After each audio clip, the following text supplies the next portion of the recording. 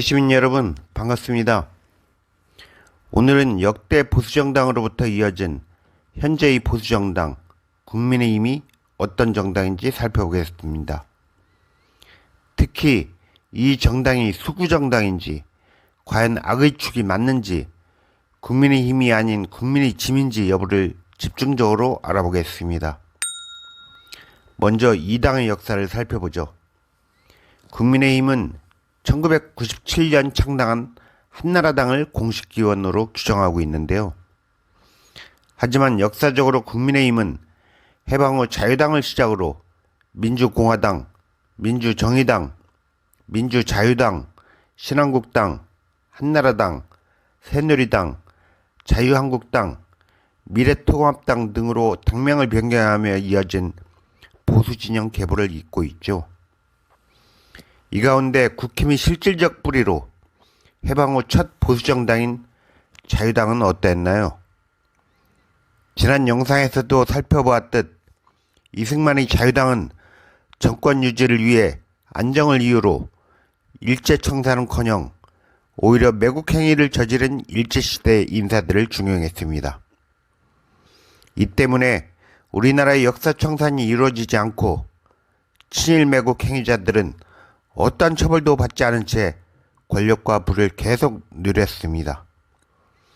일례로 을사조약과 한일 강제병합을 주도한 최고의 매국노는 모두 알다시피 이완용이죠.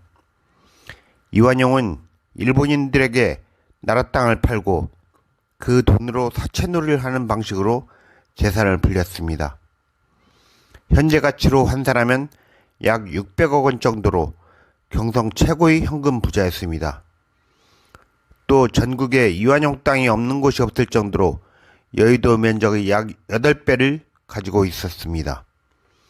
현재까지도 이완용이 보유했던 돈의 행적을 모른다고 합니다. 특히 이완용의 후손은 재산과 권력을 물려받고 온갖 부귀영화를 누리며 살았습니다. 그의 증손자는 서울대 총장과 카이스트 이사장, 또 다른 증손자는 문화재청장을 역임했죠. 그러나 아직도 이완용을 비롯한 친일파들의 재산을 국가가 환수한 비율이 고작 1% 정도에 불과합니다. 이처럼 해방 직후 수립된 자유당은 민족정계를 바로잡지 않고 오히려 친일 매국 행위자들을 보호하면서 승승장구하는 등 역사청산을 하지 않았습니다. 그 결과 역사를 바로잡을 수 있는 골든타임을 놓쳐 이제는 친일 매국 행위를 한 기회주의자들에 대한 처벌이 사실상 불가능한 상태죠. 지금까지도 그들의 재산 환수 등 역사청산은 요원한 상태입니다.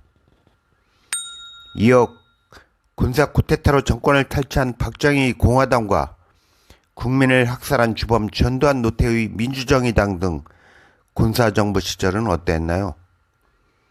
18년간 장기 집권한 박정희와 7년간 대통령을 차지한 전두환은 국민이 직접 뽑는 직선제가 아닌 통일주체 국민에 의해서 간접선거로 대통령에 선출돼 정당성마저 갖추지 못한 독재 정권이죠.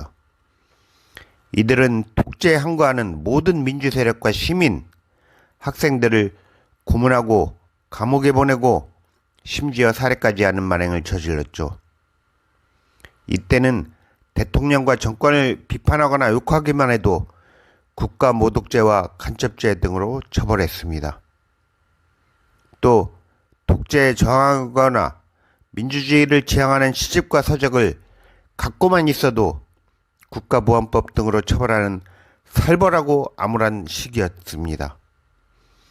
이 당시 공화당과 민정당은 집권여당으로서 정권연장과 군부 독재에 아부하며 하수인과 거수기 역할에 충성을 다하는 간신배와 같은 정당이었죠. 이후 1990년 민정당과 통일민주당, 신민주공화당이 3당 야합으로 민주자유당이 창당됐습니다. 이 정당은 가치와 신념보다는 보수와 진보라는 이질적인 세력들이 오직 정권 획득만을 위해 창당한 정당이죠. 민자당은 군사정권을 끝내고 김영삼 정권의 문민정부를 탄생시키기도 했습니다. 그러나 지지도 하락으로 신한국당으로 당명까지 변경했지만 무능의 한계를 벗어나지 못하고 결국 통한의 IMF를 초래하고 말았습니다. 이어 외환위기로 김영삼의 인기가 떨어지자 보수가 재편돼 1997년 말 한나라당이 창당됐죠. 그런데 한나라당은 제15대 대통령 선거 직전 남북관계의 안보 심리를 자극해서 이해창 후보에게 유리한 분위기를 조성하기 위해 북풍 사건을 일으키는 천인공노할 만행을 저질렀습니다. 이 사건은 북한 측 인사에게 휴전선에서 총격 등 무력 시위를 해달라고 요청한 사건이죠. 한마디로 정권을 잡기 위해서라면 전쟁 등 어떤 짓이라도 저지를 수 있는 반민족적 정당입니다. 또 2002년 제16대 대통령 선거 때는 아무도 생각하지 못한 찻대기라는 기상천외한 수법으로 불법 정치 자금을 받은 사실이 들통나 찻대기당으로 불렸죠. 이는 금융실명제 도입으로 가명, 차명, 무기명 계좌를 이용할 수 없게 됐기 때문입니다. 당시에는 5만원권이 발행되기 전이어서 2.5톤 차량에 1만원권 현금을 꽉꽉 채운 뒤 자동차를 통째로 받았죠. 한나라당은 이 방법으로 삼성그룹으로부터 300억 원, LG그룹 150억 원, 현대 100억 원, SK 100억 원 등의 불법 정치자금을 받은 사실이 드러났습니다. 결국 이 사건으로 한나라당은 800억 원을 배상해야 했습니다. 이어 2012년 이명박 대통령 지지율이 10%대로 추락하면서 총선과 대선에서 패색이 짙다는 분석이 제기됐습니다. 이에 한나라당은 19대 총선을 앞두고 이미지 쇄신을 위해 당명을 새누리당으로 바꿨죠. 이후 새누리당은 총선과 대선, 지방선거에서 계속 승리하면서 제2전성기를 누렸습니다. 하지만 새누리당은 내부적으로 성추문 사건이 잇따라 발생했습니다. 국회의원과 당직자들의 성추행과 성희롱은 물론 성접대, 성비하, 강간미수, 성폭행, 성관련 망언 등이 끊이질 않았습니다. 이 때문에 새누리당이 아니라 성누리당이라는 조롱과 비판의 대상이 됐습니다. 이어 2016년 박근혜 최순실 게이트로 새누리당은 존폐 위기에 이르렀습니다. 당시 새누리당은 사실상 식물정당으로 전락했죠. 이로 인해 2017년 초 분당 사태를 겪으며 자유한국당과 바른정당이 창당됐습니다. 하지만 박근혜 탄핵으로 치른 19대 대통령 선거에서 더불어민주당의 패배, 2020년 보수정당이 미래통합당을 신설 합당했습니다. 그러나 2020년 21대 총선에서 참패하면서 국민의힘으로 또다시 당명을 변경했습니다. 이후 국힘당은 지금은 사실상 쫓겨난 이준석 전 대표의 세대포 이론을 선거 전략으로 펼쳤습니다. 세대포 이론은 20, 30대와 보수 지지층인 60대 이상 노년층을 묶어 진보 지지층인 40, 50대 중장년층의 지지세를 포위해 승리하겠다는 전략이죠. 국힘당은 세대는 물론 남성과 여성을 갈라치고 20대의 페미니즘 혐오와 60대의 이념 혐오를 부추겼습니다. 국힘당의 선거 전략은 한마디로 국민들을 악음과 조건으로 갈라치는 것입니다. 이는 국민들을 통합하기보다는 편갈라서 싸우고 증오하게 만들어 표를 얻는 전략이죠. 한마디로 국힘의 선거 전략은 정치가 아닌 망국행위입니다. 지금까지 살펴본 것처럼 국민의힘은 해방 후 현재까지 진보 정권 시절을 제외한 60년에 달하는 긴 세월 동안 집권 여당의 뿌리가 이어진 자칭 보수 정당입니다.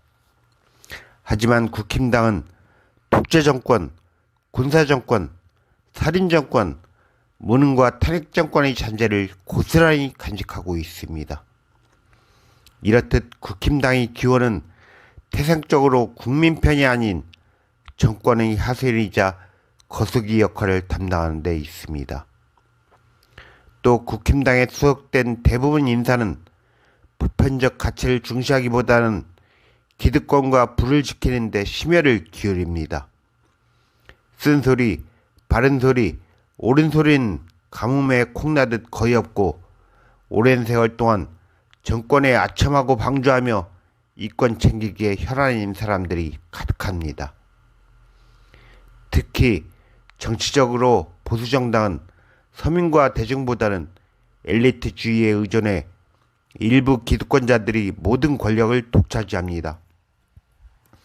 현 정부의 내각을 한번 볼까요? 능력있고 참신한 인물보다는 대부분 대통령 부부와의 사적 인연을 지닌 사람들입니다. 각종 비리나 무리를 빚은 부실투성이 인사들로 채워졌습니다. 그러나 윤석열 대통령은 인사검증 논란에 대해 전 정권에 지명된 장관 중에 이렇게 훌륭한 사람을 봤냐? 라며 삿대질을 하는 등 오히려 불공정과 몰상식을 드러냈습니다. 경제적 측면으로는 어떤가요? 보수정당은 낙수 효과를 주장합니다. 물이 위에서 아래로 떨어지듯이 대기업이 성장하면 대기업과 연관된 중소기업이 성장하고 새로운 일자리도 창출돼 서민 경제도 좋아진다는 논리죠. 이론적으로는 그럴듯하죠. 하지만 실질적으로는 모두 함께 잘 사는 분배를 외면하고 서민들을 배척하고 이용하는 데 악용했습니다. 서민과 노동자는 부자들을 더욱 배불리는 도구와 수단으로 이용할 뿐 배려와 지원은커녕 안중에도 없습니다. 한마디로 가진 자와 기득권자들만의 논리입니다. 일례로 윤석열 정부는 일부 초대 기업에 법인세 인하 등 각종 혜택을 주어 무려 13조 원에 달하는 세금을 깎아주기로 했습니다. 그만큼 서민들의 부담은 더욱 늘어날 수밖에 없죠. 극소수의 재벌에게 온갖 특혜를 퍼주는 이유가 무엇인지 의문이 아닐 수 없습니다. 재벌들에게 세금을 깎아주는 대신 그들에게 정치자금이나 비자금을 받아 챙기려는 것은 아닌지 강한 의심이 드는 것은 왜일까요? 이제 국힘당의 내부를 한번 봅시다. 윤석열 정권의 내로남불과 막가파식 권력에 휘둘리며 쓴소리를 하기보다는 쉴드치기에 정신없고 줄서기에 여념이 없습니다. 또 소속 국회의원들은 어떻습니까? 국힘당 내에 존경할 만한 국회의원이 과연 누가 있나요? 오히려 자리를 차지하기 위해 또 다음 선거 공천을 받기 위해 아부 경쟁이 치열하게 벌어지고 있습니다. 따라서 국힘당은 전통적인 가치를 추구하는 보수정당이라고 부르기도 어렵습니다. 오히려 보수의 가면을 쓴 가진 자와 기득권자들만의 정당입니다. 국힘당은 국가의 미래를 책임지는 정당이기보다는 자신들만의 이권과 이익을 챙기려는 이익 집단과 다름이 없습니다. 국민의 힘이 아닌 국민의 짐인 셈이죠. 이 때문에 국힘당은 악의 축이라 비판받는 것입니다. 결론적으로 이제 깨심이 나서야 할 때가 다가오고 있습니다. 행동하지 않는 양심은 악의 편이라고 했습니다.